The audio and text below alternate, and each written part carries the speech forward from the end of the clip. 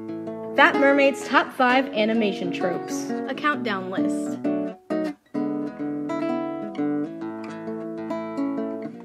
Number 5. Three Stooges Gags.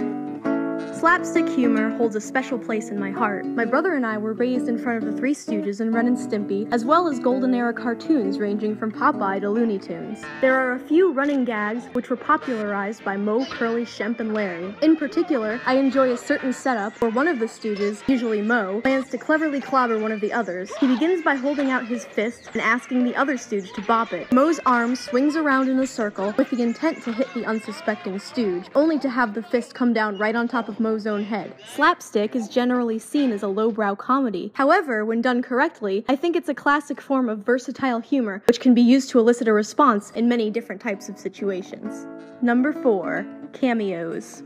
We're all familiar with cameos, which are most often used today as a surprise or punchline of sorts. Animators have been using cameos since the golden era of animation. Current series, such as Family Guy and South Park, utilize celebrity cameos as a way to fortify pop culture references and to parody current events. Shows such as Rick and Morty and Adventure Time are more subtle and enlist the voice talent of celebrities for fictional characters in an episode's story arc. There are many other types of cameos. My favorites include the continuity cameo, where a character from a previous incarnation of a work of fiction appears in the remake or reboot or in a later episode. And my all-time favorite, the creator cameo, where a character in a work of fiction is played by or represents the person who created the work of fiction or one of the people involved in making it. In my opinion, the best example of the creator cameo is utilized as the entire punchline of the Looney Tunes episode Duck Amuck, in which Daffy Duck is harassed by an off-screen animator who continually draws Daffy in compromising and stressful situations.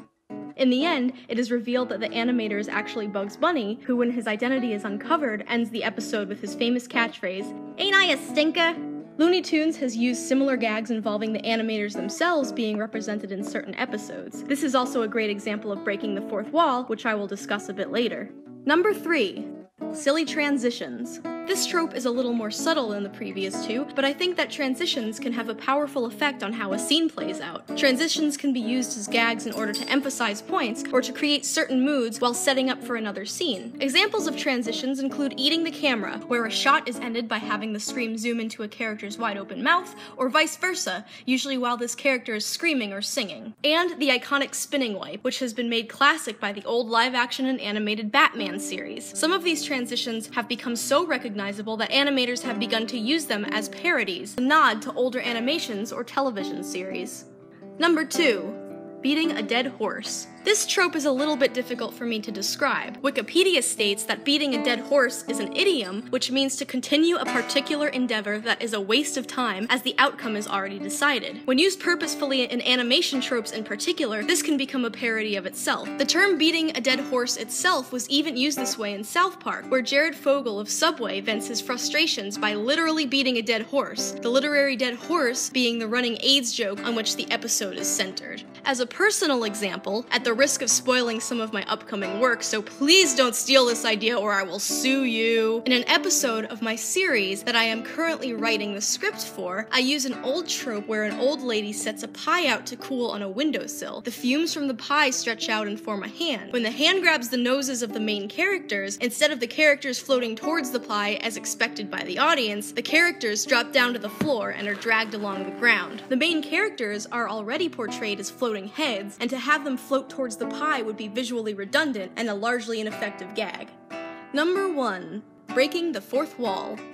As defined by Wikipedia, the fourth wall is a performance convention in which an invisible, imagined wall separates actors from the audience. While the audience can see through this wall, the convention assumes the actors act as if they cannot. This can be done through either directly referencing the audience or referencing their fictionality. This is hands down my all-time favorite trope, in which a character of a series or comic is self-aware enough to know that they are a character, and that there is an audience watching them, while other characters in the universe remain oblivious to this fact. act. Early examples of this include some of Shakespeare's plays, where a fool or court jester will address the audience in a soliloquy, usually to address what the audience may be thinking about the individual characters and the events unfolding in the play. This particular device is called an aside, as if talking to the audience is a parenthetical phrase rather than the main point. More modern filmmakers, such as Spike Lee, also continually break the fourth wall by addressing the audience directly. A few more recognizable and popular examples include the Marvel comic book anti-hero known as Deadpool. Deadpool is the only character in the universe aware that he is a comic book character, and oftentimes he uses this knowledge to his advantage. If you are a fan of My Little Pony, you may have noticed that Pinkie Pie constantly speaks to the audience, while the other ponies question her behavior. She is sometimes seen interrupting the ending wipe by sticking her head out in order to have a last word with the audience. Breaking the fourth wall was also commonly used in several Looney Tunes episodes, including the aforementioned Daffy Duck episode Duck Amuck,